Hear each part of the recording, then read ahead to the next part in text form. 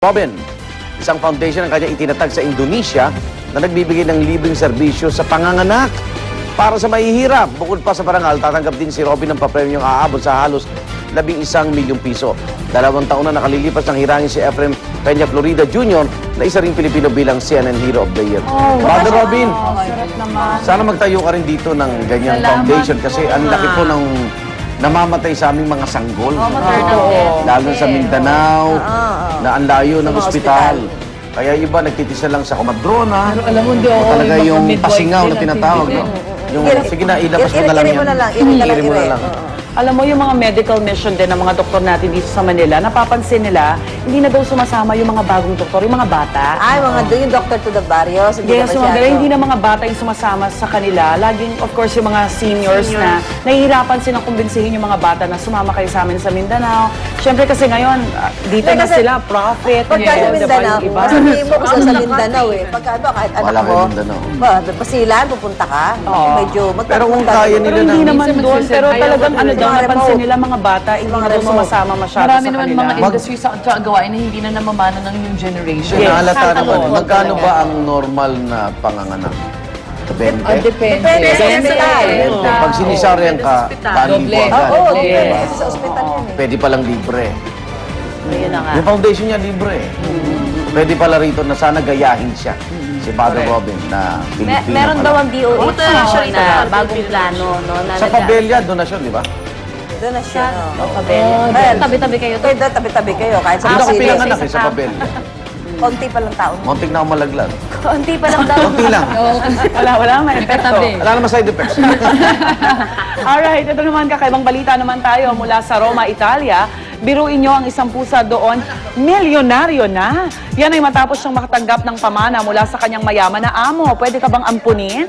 Siya si Tomasino na pinamanahan ng kanyang among si Asunta ng 10 million euros o mahigit kalahating bilyong Hindi pala milyonaryo, milyonaryo. Bukod pa riyan, napunta rin sa kanyang isang mansyon, 2 apartments sa Rome at Milan at farmland sa probinsya. Wala raw kasing anak ang amo niya, kaya siya ang pinili na makatanggap ng lahat ng kanyang mga ari-arian. Sa ngayon, low profile muna itong si Tomasino. At hindi mo na siya nagpapakita sa media. Hindi siya nagpapakita sa media. Kaloka siya. Hindi, pero Teka, sino usually may may tagapag-alaga yan eh. Sino yung tagapag-alaga? Yan yung mama yung tagapag-alaga. Yan na. Tito Pusa. Pag umasas pa yung tagapag-alaga, may reklamo yung pusa. Tita, milyonarya. That's my tito. Tito Tomasino. Bigyan mo lang. Kahit hindi. Pwede Kaya ang schoolmate ko yan si Tomasino. Oo nga. Dapat Ako tito ko yun. bahagi Namatay yung ng pusa, tayo. saan magpunta ang pera? Baka charity na. Sana may ganun. Sana. Baka may ganong close Baka may last will na gano'n yung Hindi, pusa. marami daw anak si Tomasino. Ano daw pala, playboy daw pala yan eh. So, Hindi, ama ko siya. Aminin natin.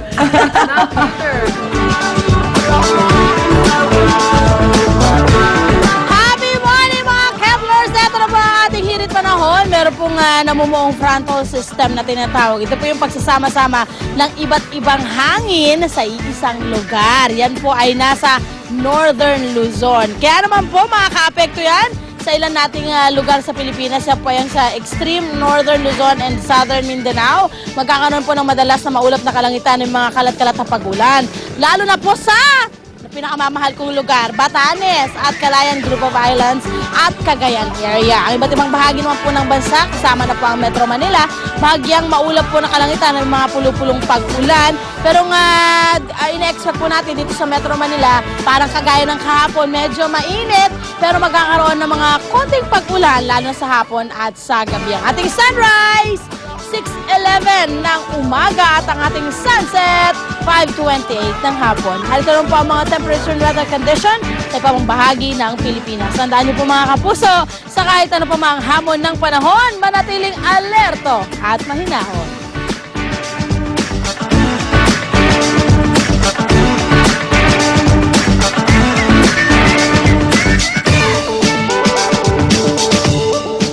Okay mga kaigan, tuloy-tuloy lang sa pagtambay kasama ng inyong paboritong morning Barkadahan. Dito lang sa Unang Hirit!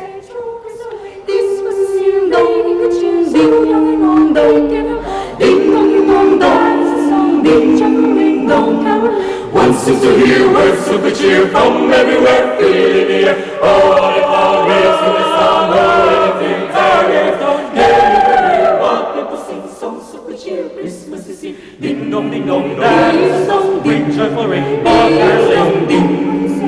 Busog ka sa balita at ginig na hatid ng unang hirit at CDO Chicken